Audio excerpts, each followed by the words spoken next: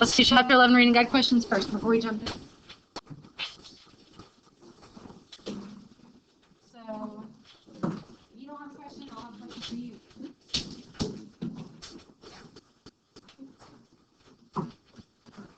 What are the 5 basic types of reactions? Page 81.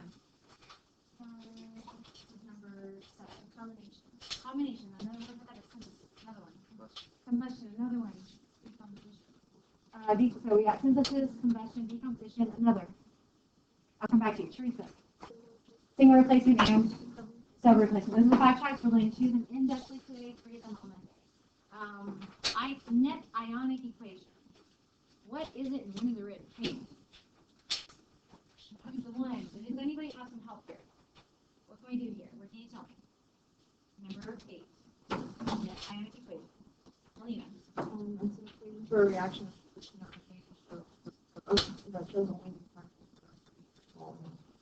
Okay, so here's my analogy. Who is a spectator of baseball? Spectator. Well, who is a player of the game? Baseball. Okay, so let's choose one. Let's choose that you're a player. Okay, you're a player. We're all spectators. So we participate in the reaction in the game.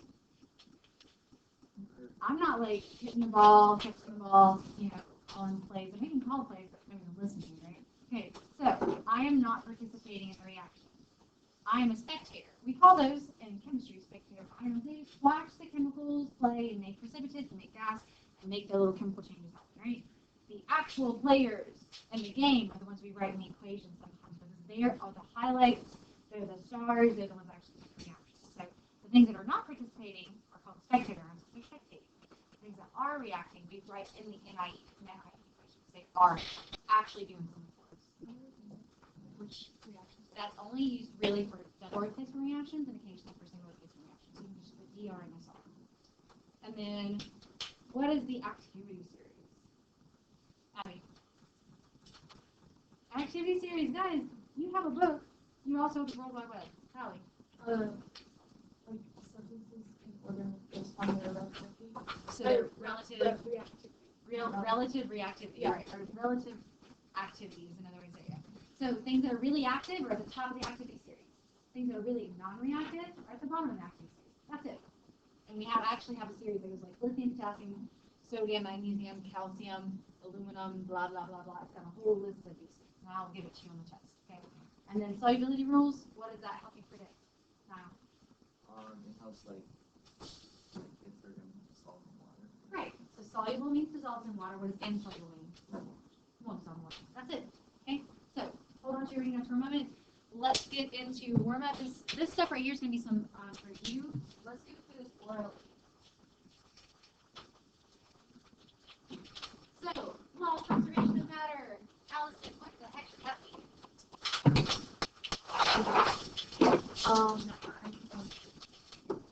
It's simply rearrange. Okay, so simply rearrange. So if matter is rearranged, we actually see the same elements from reactants to products, the same atoms, the same numbers of atoms. It's balanced, but they're just in a different combination or they're in a different form. Maybe aqueous versus solid, they just kind of become rearranged. So what are some of those chemical changes way back from Unit 1 that we remember that display that a chemical reaction absolutely has happened? Morgan. Say again? Well, heat is being evolving, so like the actual evidence is that maybe fire occurs or heat is evolved. So heat or flame evolution. James, give me something else. So unpredictable or not predicted color change. Eli, something else.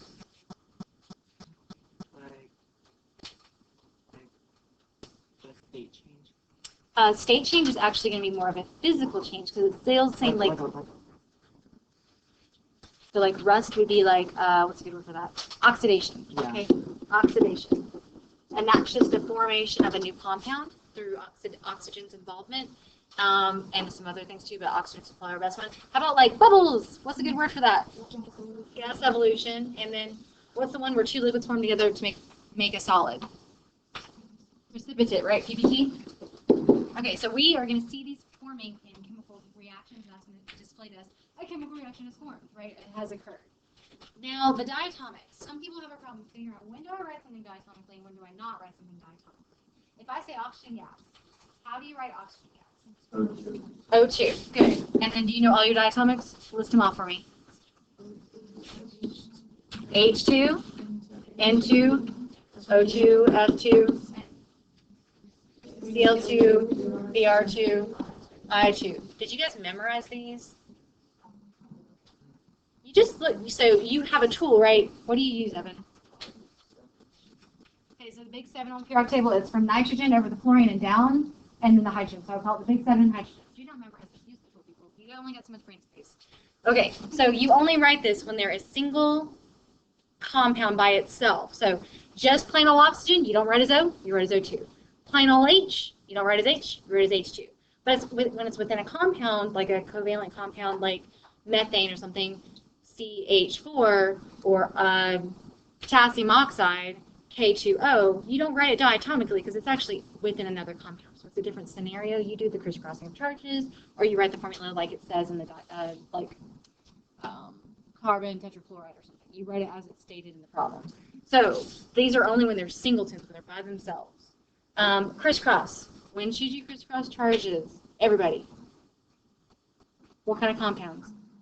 Ionic. Please do not crisscross or change prefixes. The prefixes go right with the name. So if I say carbon, tetra, fluoride, who's the tetra referring to? Chlorine, right. So there's 4 chlorine, so Cl4. Don't switch them, okay? You never switch anything in covalence. So do not write crisscrossing charges, or don't try to crisscross charges in ionic or in covalent compounds. And the other review here is based off Unit 1 stuff as well. You should know generally the trends of the states of matter, things at room temperature. So most of the time, what things are going to be solids at room temperature? What types of elements? Metals, right?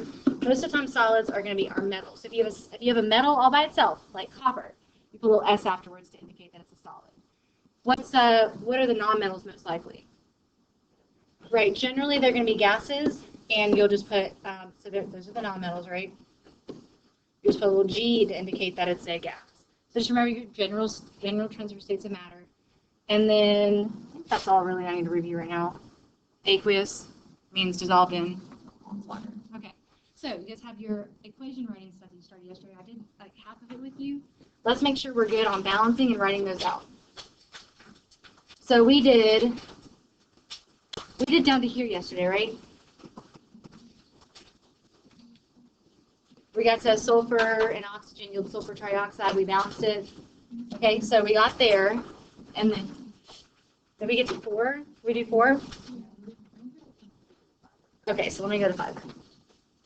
Okay, so we got to the electricity one, so I was trying to tell you to write like a lightning bolt or something. So you got water making hydrogen gas and oxygen gas, and so those are diatomics, so we're good there. Balance it. What do you guys put? 2 in front of H2O. That gives us 4 H's, so then you have to put 1 here as well, right? Okay, gas, liquid, and then you probably put like electricity above the arrow to indicate the condition present for this reaction to occur efficiently. And next, mercury 2 oxides heated with, so let me stop here. Mercury 2 oxide formula. HCO. Everybody should be writing this regardless if you were here yesterday or not. You probably want to make sure that you're taking these down. Mercury 2 oxide is heated, so what do I put here? Triangle, to produce HG solid. HG. This is actually mercury, right? Mercury's a weirdo. What does it state? You guys remember liquid mercury? It's like what used to be used in thermometers. Maybe it's bad for you. It rolls up in a ball. Okay, that's a liquid. It's a weird one. It's a liquid. And gaseous oxygen. What do I write here? O2, right? Because it's by itself. You write the diatomic to fill gas afterwards. Balance. What do you need? So you see that you have 2 options here. You need 2 options here. But after the whole writing the formulas out, you're only allowed to add coefficients. So then you have to put a big 2 in the front, and that means there's 2 options and 2 mercury. So then you also have to indicate the 2 for the mercury. So after you write out your equation, do not change subscripts. Only add coefficients. Next, aqueous potassium iodide and lead-2 nitrate react to form blah, blah, blah, blah. Aqueous potassium iodide. Ready? When you are. Ki, good. Potassium iodide, 1 plus 1 minus. AQ plus PB, NO3, good, NO3 2 because you have to have the 2 for the subscript of nitrate, and that's aqueous as well. That's an arrow. Sorry, there you go. What else? PBI2, so it's lead 2 iodide, and that is a solid, so you just pull S afterwards, and K NO3, right. There's no 2 on this inside of K because nitrate is a 1 minus charge. Okay, 1 minus, 1 plus, we're all good. What is the element that's not balanced? Potassium, for sure. Okay, lies, not potassium. You mean iodine? You mean iodine. Okay, so before we move on, I want you to think of nitrate as big happy family. NO3 always stays together. In this case, it does not break apart. You can see nitrate is here and nitrate is here. If you need to put parentheses around it, please do so because I want you to see it's the same. So how many nitrates are here? 2. There are 2 nitrates because of that 2 there. There needs to be 2 here. Where do you add the 2 though? Right, as a coefficient because it needs to distribute out. Well then, oh my gosh, I've now changed that potassium, right? So I have 2 potassiums. How do I fix it over there? Put you in front of the Ki, right? And you're like, oh no, I've got 2 I's.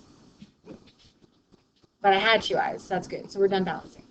So usually I go with the domino effect. I choose 1 to start with. This one I start with nitrate. I usually start at the very beginning, actually. That nitrate caused me to put the 2 here, and I was like, oh gosh, I have 2 potassiums, and I have to go over here and balance that. And then it usually fixes itself because later on there's going to be something else that had a disproportion never balanced. Okay, and that solid was our precipitate that was made in that example. Okay, next I got a couple more for you. Aluminum, solid aluminum. What is that? Al, solid, right? And I know some of us sometimes want to put Al3+. That's only true if it says aluminum ion. It says aluminum. So just put the solid, nothing with the charge. It's with oxygen gas, so what's it make? O2 gas, good. And yields? Al2, O3. How did you balance this?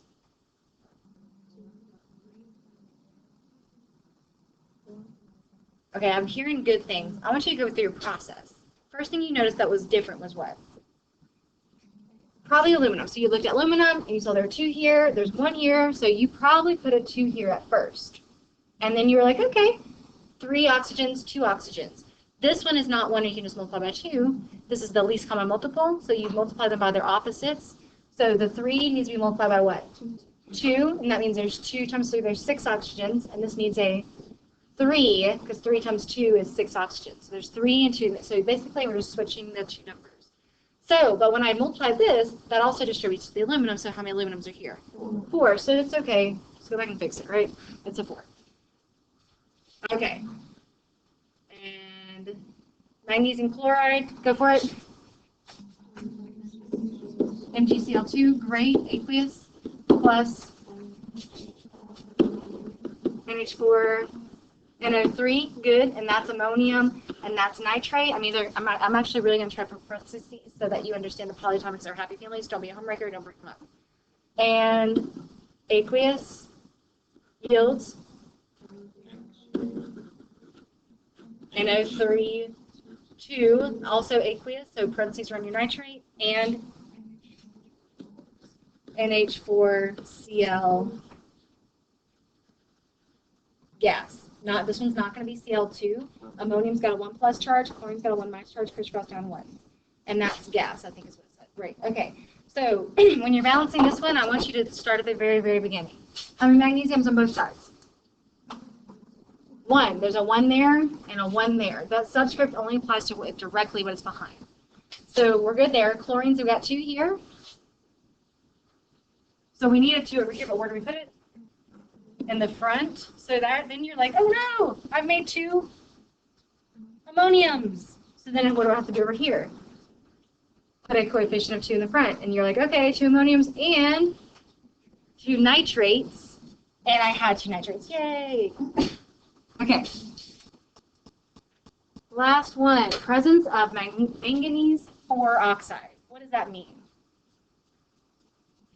Catalyst, right. When it says it's in the presence of, it's not saying it's a reactant, it's not saying it's a product, it's just a condition present. You put the manganese peroxide on top of the arrow, not as a reactant. Okay, so let's start with the reaction now.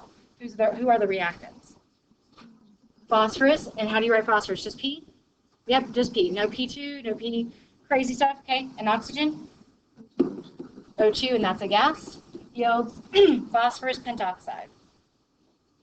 P O5, okay? And what did you guys do to balance? You what? Well, and okay, so you put a 2 in front of the PO5, right? Yeah. Because you're noticing the oxygens are not balanced, and 2 does not equal 5 by like just a simple multiple. So you do the least common multiple thing, right?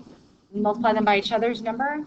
So if you multiply this one by 2 to get the 2 times 5 for 10 oxygens, what do you multiply this one by? The oxygen by 5, right? Okay, so oxygens are happy. They're all good. And then I have 2 phosphori, so I need a 2 out here as well. Okay, and then on the arrow, you put just the catalyst, MnO2, or cat like that. Anything indicating a catalyst is fine. All right, so 1 out of 10, how do we feel about balancing? 7, 8, 9, 2 hands. I'm pulling 2 hands. Nomenclature? Less or more? Still less? Dang it. Okay, we'll keep working because these, we already balanced all these. Yay. The reactions that we're doing now, so don't worry about writing this down. You know this is on your reading guide. But the reactions we're doing now, they're all just written out. You're going to be practicing nomenclature, so I think this will be really good to see now before you take your quiz during teal. So what we're going to focus on today are synthesis and decomposition. Where have you heard the word synthesis before? Photosynthesis. What does photosynthesis make? Glucose and oxygen. Okay, I have this little dance. It's called the sun and the rain and the CO2 makes food and oxygen for me and you. That's how I teach photosynthesis in biology. Okay, throwing markers around. So synthesis just means to make, right? So we're creating something to make, and usually you make a single product. So we're going to see that in just a second. There are multiple types of syntheses we're going to deal with. What does decomposition generally refer to? Break down, right? Break down. And so when you break something down, do you make one piece or do you make many pieces? Many things, right? Sometimes we'll take one thing and we'll break it down into many. So this one, we'll take one and break it down into many parts or many pieces. Whereas this one, we took many pieces and we can take it down to one part. Do you notice that they are simply opposites of each other? Yes or no? You understand they're opposites. Now, not every single one of these reactions, like actual reactions, will be 100% opposite of each other, but 2 of them are, which definitely helps with the understanding and memorization part. Okay, so let's stick with these 2. These are the 2, I think, a little bit more difficult types of reactions to remember what happens, but let's practice with them. And this is what you will write down. This right here, 1 and 2, are the 2 main categories of syntheses. So I want to make sure you understand those. If you don't write anything down, at least write down those examples.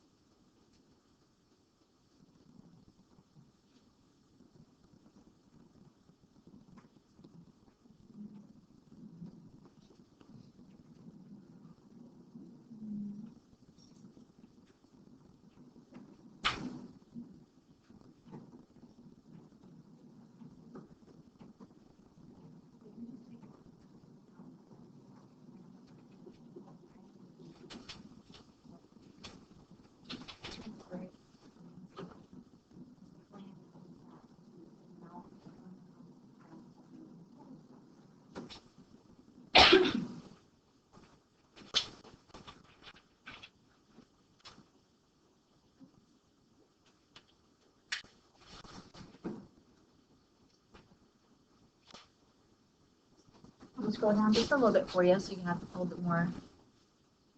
Well, those aren't as important right now.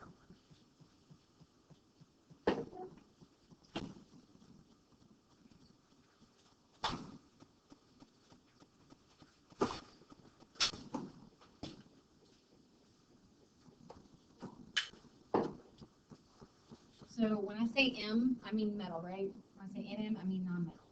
So our first example is just taking a metal and a non-metal, and it's making a compound. What kind of compound is that? Ionic compound, right? So if you're making an ionic compound, what do you do to make their formula? You have to crisscross charges. Highlight that, make it big and bold, put a star next to it. Crisscross charges. Okay, we'll make T-shirts. We'll put crisscross charges on it because you will forget. Please do not forget. You know how to do nomenclature formula. You just crisscross your charges. Here, they do not have charges because they're single elements. They're in their standard state. They're not ions.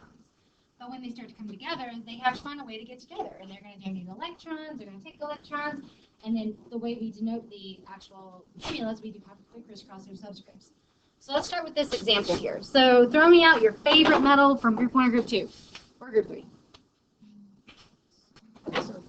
Sodium. Okay, we'll do sodium. I choose non-metal to be oxygen. Okay. What do you write as oxygen? O2. I don't know why that's a solid. That should say gas. So, me. Sorry. Okay. Sodium and oxygen. Notice that they are not ions at this point in time. They're neutral at atomic states, or they're gaseous states. So sodium, or what's the name of the product made? Sodium oxide. You know how to name them at all, right? So sodium oxide. How do I write sodium oxide? Na. Good. Where is this 2 coming from? Right. Sodium has a 1+ charge. Oxygen has a 2 negative charge. Crisscross their charges, right? So now that you've got your formulas, now we can add a coefficient to balance it. So what do I need to add here? So I see there's a 2 Na here. So what do I need over here? 2, and then what do I have here? 2 oxygen, so what do I add here? A 2, and then I'm like, oh no, I have 4, so there are 4 sodiums instead of 2. Okay, so let me give you another example before we do this metal oxide one. Hydrogen plus chlorine, so let's do these 2, okay? And then I'm not sure that is this what I copied? Yes, this is what I copied. Please don't try to squeeze it on there. It's real little, okay? This is just for your convenience. Please write this out maybe on the back on a separate page. So let's go quickly through here. Brandon, hydrogen, how do you write it? H2, so single element gas. Scott, chlorine. Cl. Remember it's a single, yeah, if it's a single element and it's a diatomic by the 67 hydrogen, you have to write it diatomically. Okay, so then think for a second. You're going to smush these together, right? You know you have to put them together in a way that makes sense. Anybody have an idea what the name of this is going to be? Name. I'll go with hydrogen chloride right now, but we know it's hydrochloric acid, right, because it's an acid. But hydrogen chloride. So you know that H is going to get together with Cl. What are the charges? 1 and 1, right. H plus 1, Cl1 minus, crisscross, you write HCl. Okay, great. So we know the name, formula, balance it. Just put a 2 here. Okay. So binary synthesis. Take 2 elements, put them together. Do not forget to crisscross charges. Let's do one more. Nicole, start me off here. Magnesium. Just Mg, because it's just a single element, not a diatomic one. Paige, oxygen. O2, because it is a diatomic gas molecule. Okay, think about it. James. What's it going to make? It's going to make magnesium oxide. So you know the name is magnesium oxide. Formula, Paige, sorry, I meant Abby. Mg. So if you're telling me magnesium's charge is a 2+, you're thinking that. And what's oxygen's charge? A 2-, right? So crisscross, what do you get? So how do I write the formula? MgO, because I want to put Mg2O2, but we always reduce to empirical. Okay, MgO, solid, because it's a ionic solid. Balance it, everybody. So 2 in front of MgO, because that 2 distributes out to Mg and O, so O is taken care of, and then 2 in front of Mg. Okay, binary synthesis, crisscross charges, that's all we need, right? The second one has some water involved. So this one is going to be actually one of the ones that are completely opposite of the decomposition examples that we're going to do momentarily. So we take a metal oxide and we add it to water. And I'm not going to write water as water. I'm going to write water as H parentheses OH. Notice it's still H2O, but I think if you write it this way, you will see the answer. Okay, it's just more helpful for you. So let's do an example. Let's do sodium oxide. Formula for sodium oxide. Na2O. So sodium oxide, you still have, since this is a compound, you must crisscross its charges. It's an ionic compound. That's sodium 1 plus and O2 1 minus, or O2 minus. And then plus H parentheses OH. That's still just water, right? Okay, we know it makes a metal hydroxide. Well, what metal is here, guys? What's the metal? In our example? Sodium. So what's going to be the product? Sodium hydroxide. We know the formula is going to be sodium hydroxide. So sodium's Na plus, hydroxide is OH 1 minus, right? So what's the formula? NaOH. So I want you to think about how are these atoms recombining, right? We know that sodium is a cation. Cation meaning positively charged. Cations only bond with anions. They don't bond with other cations, correct? Correct? Okay, what is the only other anion in this whole business here? Say again? The OH, right? This is a hydroxide, which is a negative charge. This is an H plus, which is not a negative charge. So what's the only thing sodium can bond with? It's already bonded with oxygen. If it rebond with oxygen, we're just sitting here doing nothing. Chemical reaction's not occurring. Nothing is changing.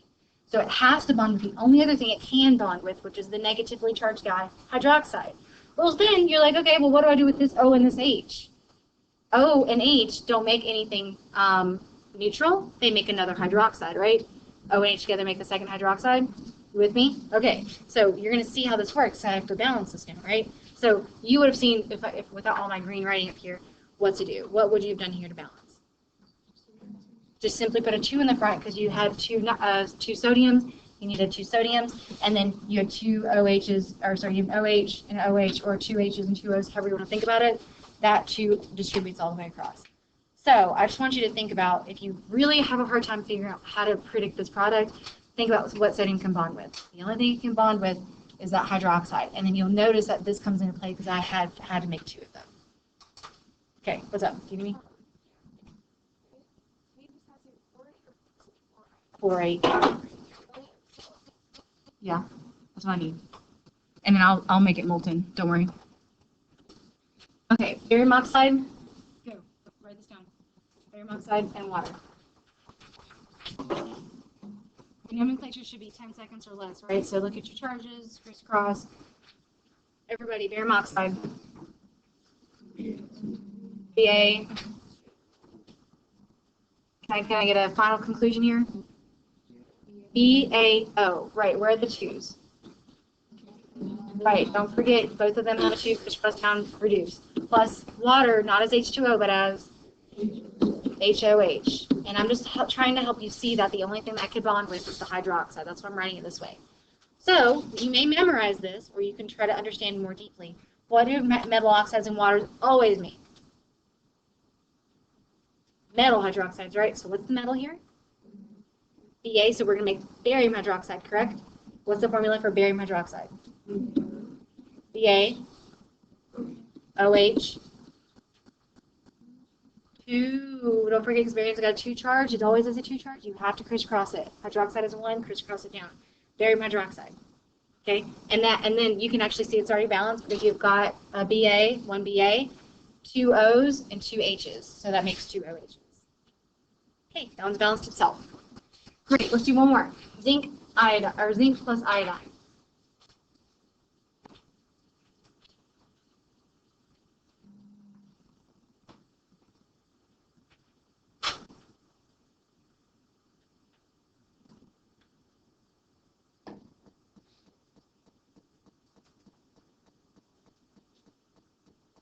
What are your reactants?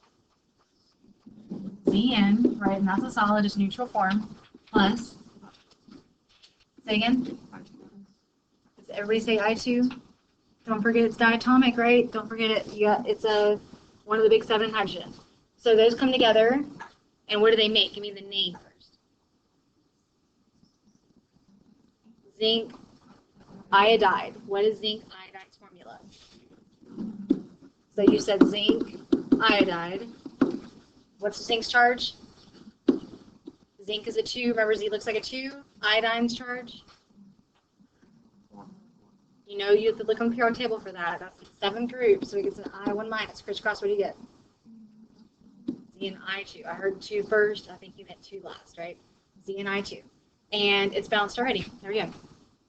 So the goal here is to think about its charge, think about it, but then use it here. You've got to use your charges.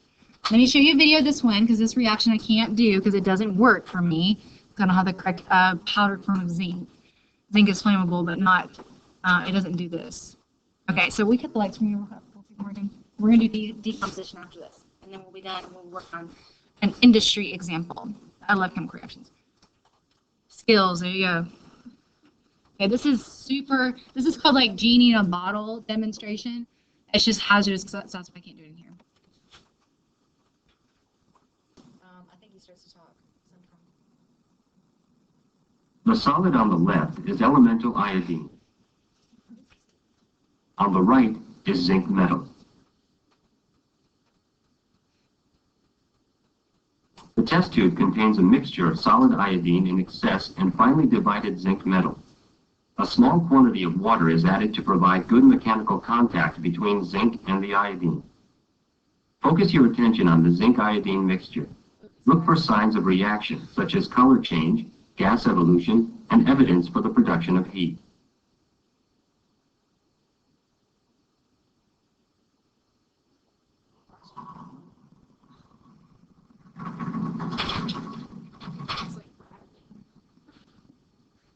So that's iodine gas. That's The purple gas is elemental iodine. or iodine. And it's because the iodine gas is hazardous. It's harmful to your lungs. So I know YOLO, but you know you really want to make it through after your freshman or whatever you are, juniors and sophomores. We will do one of these because we haven't done one with the transition metal. Who do you like, copper or chromium? Okay, let's just do both of them. Great, guys. Okay, so you guys start with these. Copper 2 reacts with phosphorus, and chromium 2 oxide reacts with water. Please try those by yourself.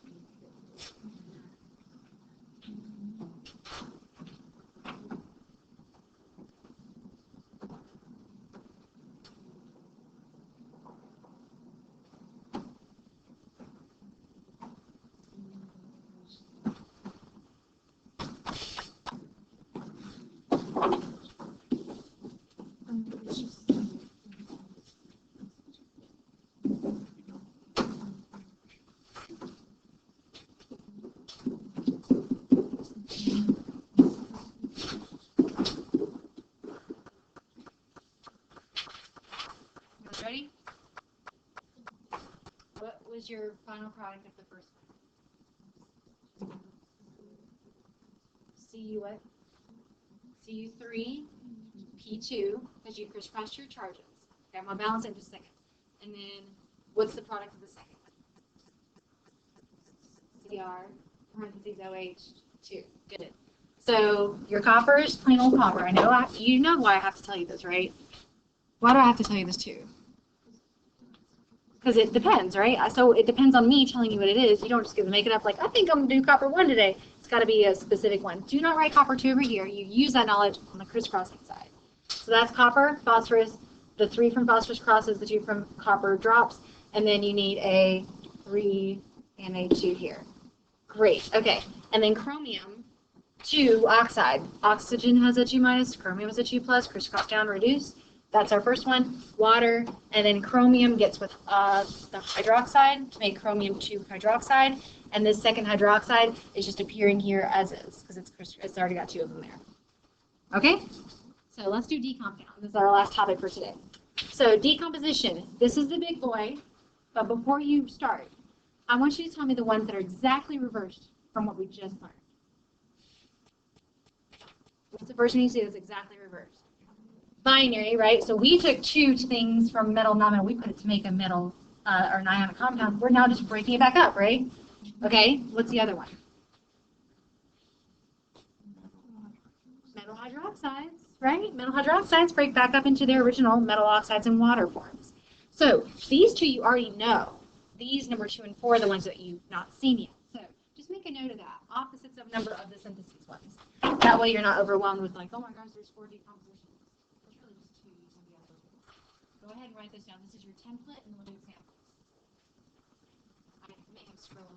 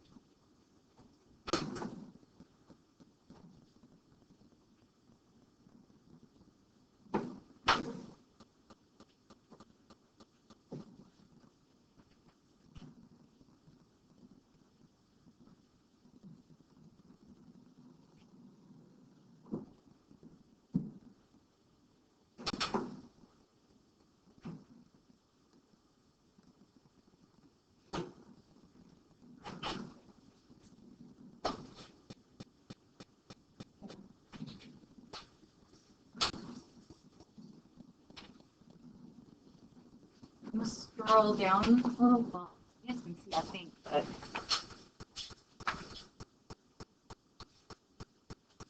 Okay, so let's start with these. This will be an interesting one because I'm going to try to do a grand finale demonstration with you guys in a few minutes. So the first one, give me an example that we could start with. Allie, give me an ionic compound.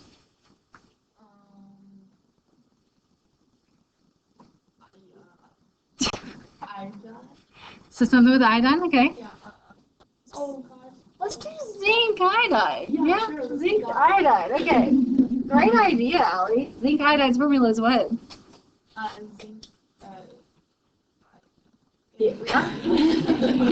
It's just right? Zinc's charge. Oh, 2. Right. Okay. So everybody else, tell me what it makes then. Zn, solid, elemental zinc, and the iodine is I2. And I know it looks like we just simply split it right in half. That's just happen chance, okay? That didn't just happen. It did split into two elements, and they look to be as if they are just split in half. Okay, metal hydroxides, one that we're familiar with. Scott, give me one. Great, potassium hydroxide, K plus OH 1 minus, and undo it. Tell me what the first product would be. So tell me the formula for potassium oxide. Great, so K2 comes from the oxygen's charge and then O for oxygen. And then HOH, or water, as you can write it, is normal. And then, oh, did we balance? That one's balanced. This one is not. So we need 2 out here, and then we're good, right? Okay. And then these are the ones that are different. Do not, they are somewhat memorization, but I want you to notice that every single one of these either makes a gas or makes water vapor, right? So this is water vapor made in this case. This is a gas, carbon dioxide is a gas, and oxygen is a gas. I know it sounds like, I'm going to go with the chlorate one. Chlorates could make chlorine gas, right? Because we got 2 options. Let's go with the example of, let's do potassium chlorate, okay? Potassium chlorate. Write down the formula for that first. You should know chlorate's charge. And what's the formula? Potassium, not P. Potassium. K, ClO3, right? Because that's 1 and 1 crisscross down. Okay, our 2 options are, you have to make a gas, right? You can either make chlorine gas, Cl2, or oxygen gas, O2, which is safer. Oxygen gas. Oxygen gas, yeah, it's flammable, but you know what's not. And chlorine gas will kill you. I'm not trying to kill you. We will do experiments with this. Chlorine gas is poisonous, right? It's what was used in gas chambers and wars. Okay, so oxygen gas has to be made. So if oxygen's made, you have to find a way to use chlorine. So that's where the K and the Cl will make a metal chloride. In this case, it's a 1-to-1 ratio. So it will make potassium chloride. 1 plus 1 minus makes a 1 and 1. So it looks like I kind of just split it off, but people are like, where's the other oxygen? We have to balance it, right? So there is such thing as O3, but we're not making ozone here, people. We're making oxygen. Okay, so safe option, don't use chlorine gas, make oxygen gas. Balance it, how do you balance it? So I'm seeing the 3 and 2 that are not compatible in nature, so you do the least common multiple, put a 3 here, and a 2 here, and then there's 2 of each of these, right? So put a 2 here. Okay, so chlorates make oxygen. Carbonates make carbon dioxide, right? Carbonates make carbon dioxide. There's really no other choice here. So let's do potassium carbonate. Go for it. Potassium carbonate. I feel like really mumbly. You can't tell what you're saying. Carbonate, C2, or carbonate is a 2 charge, so you crisscross it down. Potassium is 1. So potassium carbonate, you have to make a gas, right? Well, there's a couple things that could make a gas. K is definitely not going to make a gas. C by itself, there is no C by itself. That's like graphite or diamond. We're not making diamonds, people. Okay, we're making gas. And then the oxygen. Well, we've already made just plain old oxygen. This can't be the same thing. So the process of elimination is like, oh, it must make carbon dioxide. I don't know if that's your process of elimination, but that's mine. And then you're like, oh no, I need to put potassium with somebody, and it has to be a negatively charged particle. So that's going to be the other oxygen in this case, so KO. But how do you write potassium oxide? K2O. And then balance? It's balanced. Okay, great. So carbonates make what again? Carbon dioxide and the metal oxide, right? Don't forget about the metal oxide. But I think that falls into place.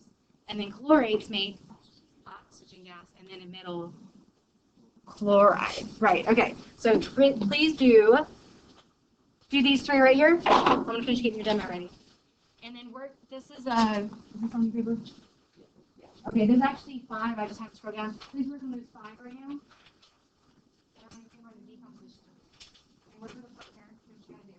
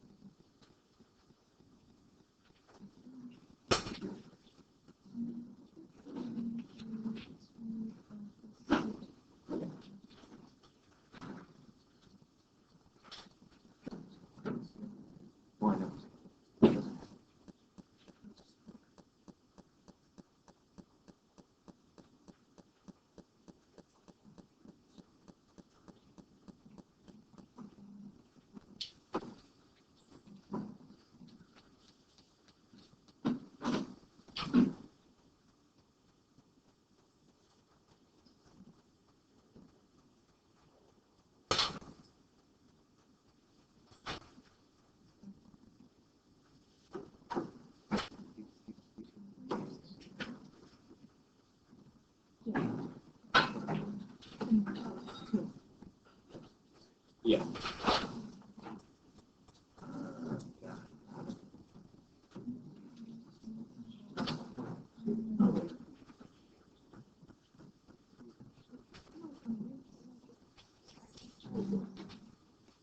I think it's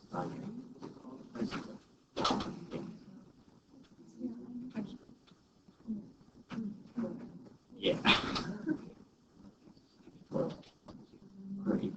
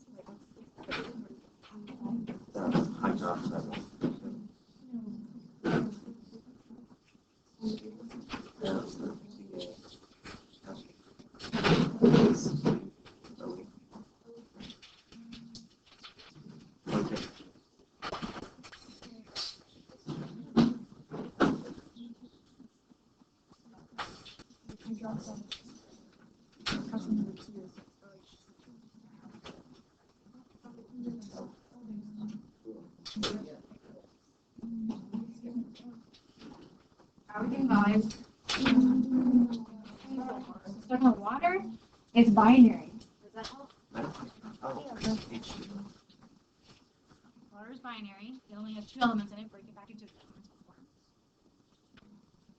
You're like still wondering what she means by that. Okay. So start with me then. Carbonates make carbon dioxide, right? So we know one of the products is carbon dioxide. And it doesn't matter. I'm writing it second always, so you have a similar vision. You can write it first. Doesn't matter. And then the sodium has to bond with oxygen, so it's the third oxygen involved. So we're going to make sodium oxide. Well, what's sodium oxide? Na2O again. And everything's balanced. Great.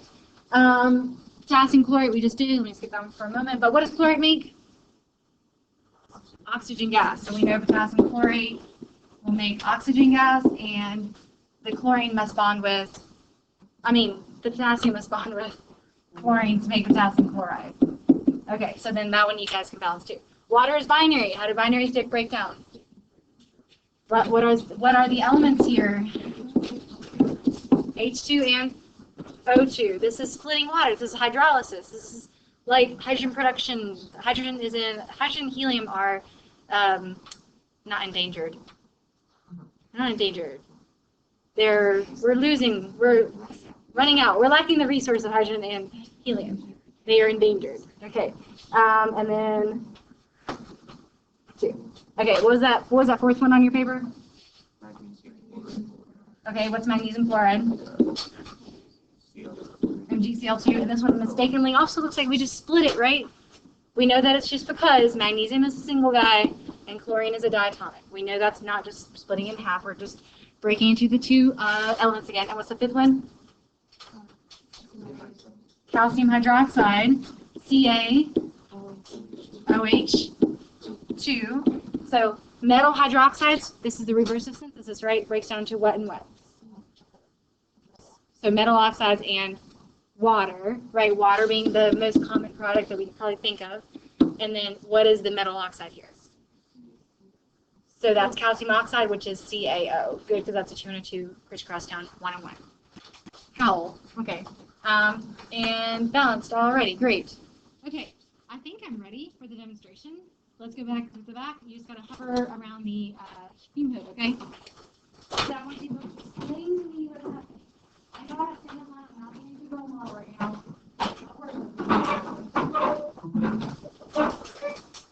Okay. Okay. So I have a this was testing here. Potassium chloride. So I have to make this molten. Molten means what?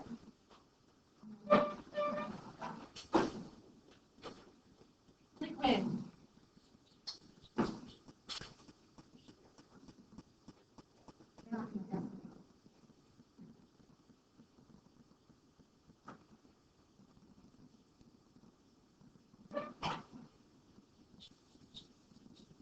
Okay, so I have to melt this, so I'm going to kind of crank up the fumes, guys. So as I melt it, the potassium ions are simply moving away from the chlorate, so some of them are deionizing. But otherwise, when I'm heating it, because you probably saw in the decomposition, I didn't mention this, but what did I say? It probably requires heat, right? So this is like the delta, the triangle sign, over top of the, can't talk and do this. Over top of the yield symbol. Okay, so what is the potassium chloride making? Well, no, it's just melted. What's it making? It's decomposing, people. It's decomposing. So you guys tell me before I do this. What is potassium chloride making? Chloride makes oxygen. And oxygen is combustible. Okay, I have to put a gummy bear in there. A gummy bear. Poor gummy bear. Okay, so what happened? It didn't explode. It combusted. Okay, so this potassium chlorate made oxygen, right? We all know oxygen. Oxygen is a very, very, very reactive species. It loves to combust with sugars. Does this happen in your body?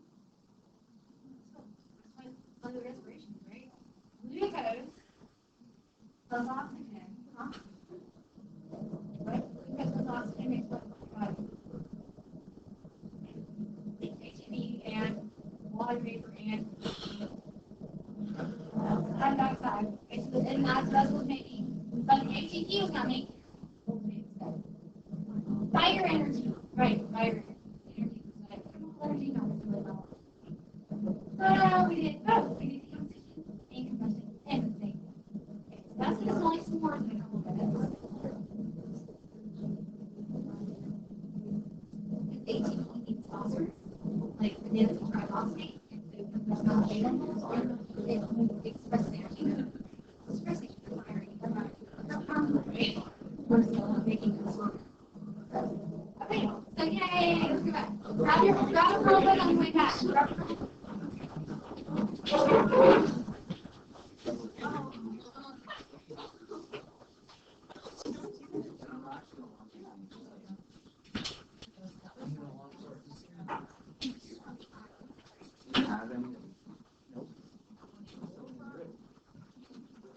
Go to my website, please, and thank you.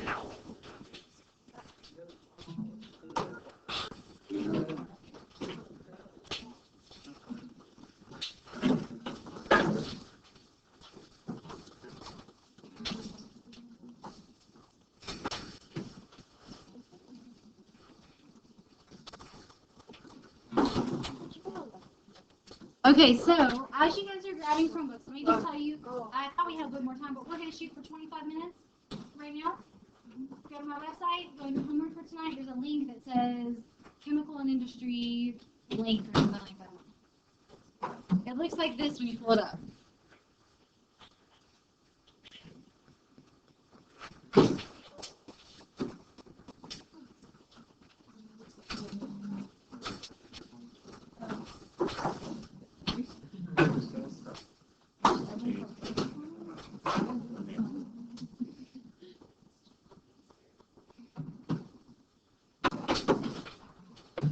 Okay, guys, so when you get there, you click on the chemical and industry link. It says Sasson Schools. Sasson Schools is a really great website with lots of interesting simulations and labs. I mean, you can explore for days. But I'm choosing part 1. We might get to part 2, 3, and 4 next week. We might get there. Let's just focus on 1, because I feel like this is going to be the most interesting for you.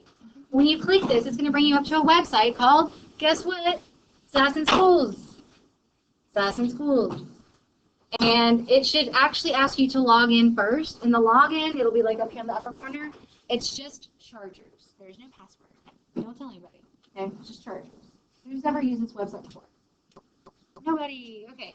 So when you come here, you're just basically going to see a role that you're playing. You're playing the role of exploring something in some chemical reaction in industry. There's some like links here and links below that allow you to. My computer is acting a fool right now. Okay, that's going to allow you to look into something that's interesting to you. It might be engineering. It might be food chemistry. It might be cosmetic chemistry. It might be explosions. It might be fuel efficiency. It might be cars. It might be fabric. It might be clothing. It might be anything in the human body, right? But like medicine stuff, it's still going to be related to industry. Your body is not industry. Got it? Okay. So you'll go to any sites you wish, but here's exactly on the bottom the process of what I want you guys to do. This is not due on Monday. This is not due Monday, but this will be due Wednesday or Thursday. I'm hoping by Thursday we can have it done. Okay. So choose an industry to research. There's some examples. Conduct a web search. I'm not giving you specifications on how many links to look at. I just want you to research. And then identify a chemical reaction. Okay. Write it out in terms of its naming, or its written form, and then the equation form. And if possible, try to identify which type of class reactions it falls into. You guys can read from there, okay? Use additional websites to look into other resources that might help you explain like the relevance of real life. But what you're producing from this is probably most of us will choose a poster of some sort. You can do a trifold pamphlet, pictures, diagrams, equations should all be included. So make some sort of physical product from it. If you make something digitally, just print it off, okay? Does that basically make sense? I want you to read through some work, but I wanted to at least get you thinking on which one you want to do. Maybe you only get like a couple questions in right now and you can finish this other part later. Just save everything so you don't have to, do it later. Yeah. Oh, whenever you click on,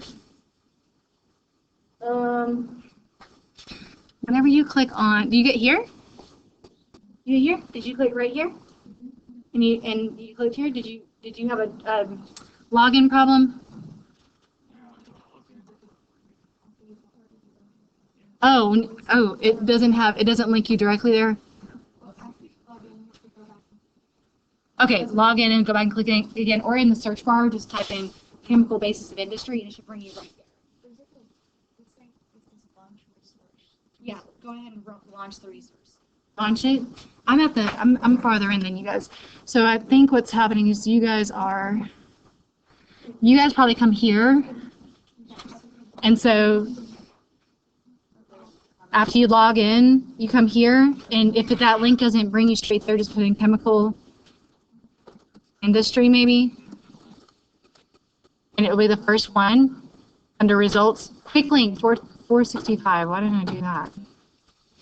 And then click here, and it'll say launch resource, and that's where it will bring you. So at least just go through some of the FDA or EPA, anything. If you like environmental chemistry, you'll find some stuff there. So just explore right now. Yeah.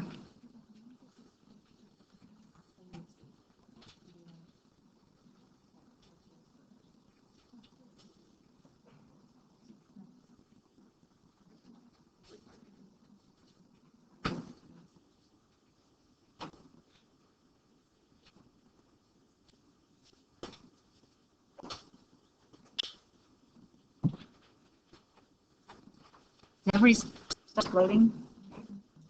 Take your time.